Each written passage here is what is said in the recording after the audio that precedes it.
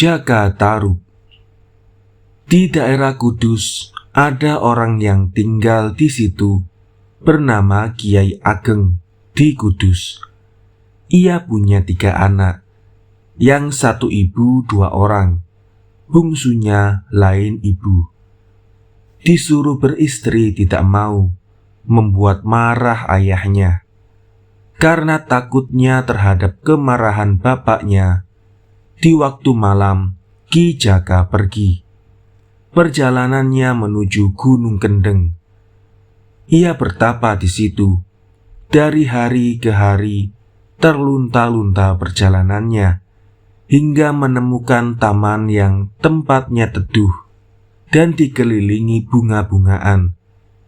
Ki Jaka senang duduk-duduk di bawah pohon.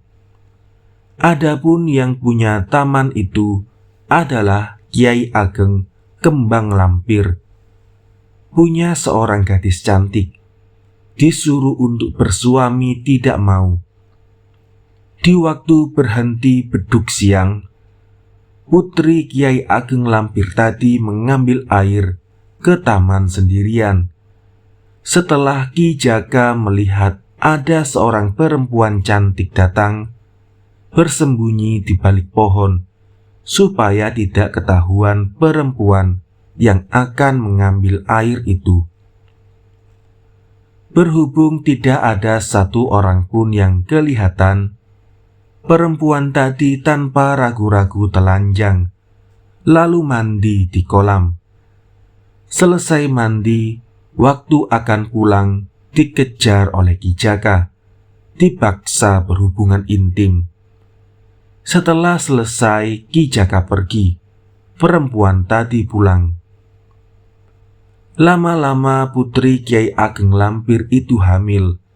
Ditanya oleh ayahnya, siapa yang menghamili? Tidak mau mengaku. Kiai Ageng sangat marah serta sangat malu. Karena takut akan kemarahan ayahnya, sang putri suatu malam pergi dari rumah. Tak tahu mau kemana. Setelah sampai saatnya, lahirlah seorang bayi laki-laki di tengah hutan. Kapanasan. Putri Kiai Kembang Lampir meninggal konduran. Meninggal setelah melahirkan. Anaknya tergolek di sisi kaki ibunya. Adalah Kiai Ageng di Selandaka. Kegemarannya nulup. Waktu Kiai ke hutan, menemukan jabang bayi, lalu digendong di sabuknya, lalu meneruskan nulup. Melihat ada kijang, senang sekali, diikuti terus kemana perginya. Lama-lama kijang itu hilang, membuat kecewa hatinya. Uring-uringan kepada jabang bayi. Lalu bayi itu diletakkan di bawah pepohonan. Kiai Ageng melanjutkan mencari kijang tadi. Adapun tempat meletakkan bayi tadi dulu adalah tempat pertapaan Kiai Ageng Tarub. Sepeninggal Kiai Ageng, istrinya yang menjanda tanpa anak masih bertinggal di situ. Bayi tadi dipungut oleh Nyai Randa serta dipelihara. Setelah berumur 7 tahun, kelihatan tampannya. Teman sepermainannya sangat sayang semuanya. Kegemarannya nulup ke hutan. Sampai saatnya dewasa, mau dikawinkan, tidak mau. Ketika Ki Jaka nulup di hutan, melihat burung aneh warnanya, ia sangat tertarik. Ditulup tidak kena, berpindah-pindah hinggapnya. Terus diikuti kemana perginya sampai di hutan besar. Burung itu tidak kelihatan lagi. Di tengah hutan itu ternyata ada sendang, tempat permandian para bidadari. Saat hari Selasa Kliwon, para bidadari turun mandi di sendang itu. Ki Jaka bersembunyi. Para bidadari melepas pakaiannya mandi di sana. Ki Jaka tajam melihat, sangat terpikat atas kecantikannya. Lalu satu di antara pakaian bidadari itu diculik serta disembunyikan. Para bidadari tidak ada yang melihat, masih mandi bergembira ria. Ki Jaka lalu berdehem. Para bidadari terkejut mendengar suara orang. Segera terbang membawa pakaian masing-masing. Cuma ada satu yang bernama Dewi Nawang Wulan masih tertinggal di sendang, sebab pakaiannya tidak ada. Ki Jaka mendekati. Nawang Wulan ditanya bila mau diperistri, akan diberikan pakaiannya. Karena bingung hatinya, Dewi Nawang Wulan terpaksa bersedia memenuhi permintaannya. Pakaiannya pun segera diberikan. Nawang Wulan dibawa pulang dan diperistri, menjadikan kegembiraan bagi Nyai Randa di Tarub. Kemudian Nyai Janda Tarub meninggal. Anak angkatnya kemudian disebut Kiai Ageng dari Tarub. Sudah punya istri, seorang sangat cantik, diberi nama Rara Nawangsi. Pada suatu hari Dewi Nawang Wulan mau mencuci popok ke sungai.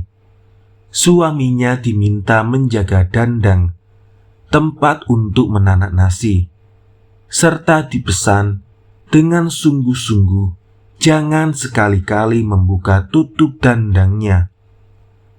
Setelah Dewi Nawang Wulan ke sungai, Kiai Ageng menunggu nasi sambil menjaga anaknya.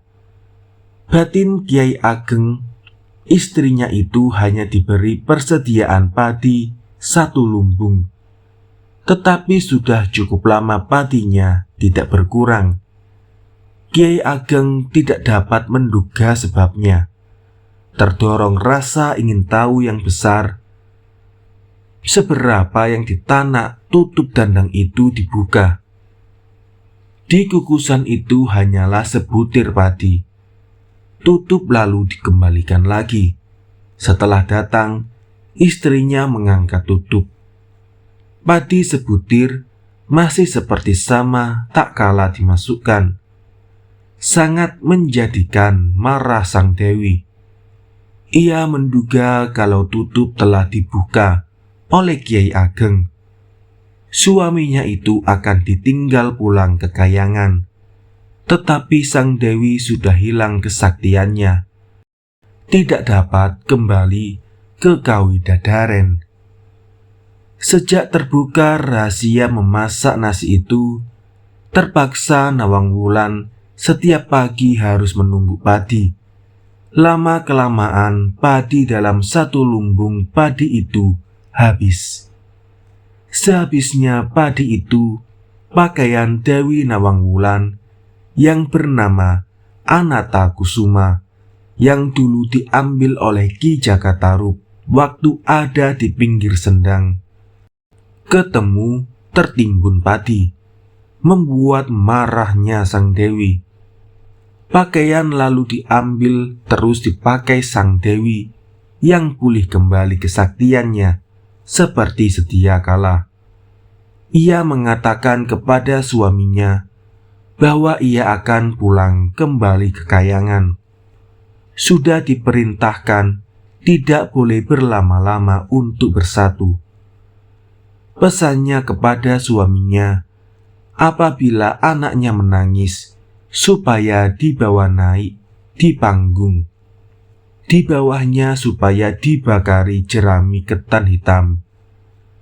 Sang Dewi pasti akan turun menyusui anaknya. Setelah berpesan demikian, diambillah jerami ketan hitam, dibakar, dan sang Dewi membumbung mengikuti asap, menjadikan sedih hati Kiai Ageng Tarub. Kiai Ageng Tarup melaksanakan semua pesan Sang Dewi tadi. Setiap anaknya menangis, dibawa naik ke panggung. Dibakarnya jerami ketan hitam di bawahnya. Setelah semakin besar, suara anaknya mirip suara ibunya. Alkisah, Kiai Buyut Mahasar berjalan datang ke Majapahit akan menghadap sang raja, menyerahkan hasil bumi berupa padi banyak sekali. Raden Bondan Kejawan mengikuti dari belakang tanpa sepengetahuan Kiai Buyut Mahasar. Padi sudah dihaturkan ke Prabu Brawijaya. Raden Bondan Kejawan langsung ke Sitinggil, memukul gamelan Kiai Sekar Delima, sehingga membuat terkejut sang Prabu. Penabu segera ditangkap dan diserahkan kepada sang raja. Setelah diketahui sebagai anak Kiai Buyut Mahasar, lalu diberi titah oleh sang raja, diberi keris 2 macam, yaitu Kiai Mahesa Nular dan Kiai Mahela, serta sebuah tombak bernama Kiai Pleret. Perintah sang raja kepada Kiai Buyut supaya Raden Bondan Kejawan menyerahkan barang-barang tersebut kepada Kiai Ageng Tarup. Kiai sanggup lalu berangkat mengajak Raden Bondan Kejawan. Di tengah jalan dibegal oleh 2 orang. Para begal tewas oleh Raden Bondan Kejawan karena ditusuk dengan keris Kiai Malela. Tetapi keris tadi patah ujungnya. Raden Bondan Kejawan lalu berujar, "Kelak semua keturunannya jangan ada yang memakai keris Malela." Kiai Ageng sudah tahu bahwa akan ada tamu, anaknya Dewi Nawangsi. Diperintah supaya menggelar tikar. Tidak lama kemudian Raden Bondan serta Kiai Buyut datang. Kiai Buyut melaksanakan perintah sang raja, serta menyerahkan Raden Bondan Kejawan supaya bersatu dengan keluarga.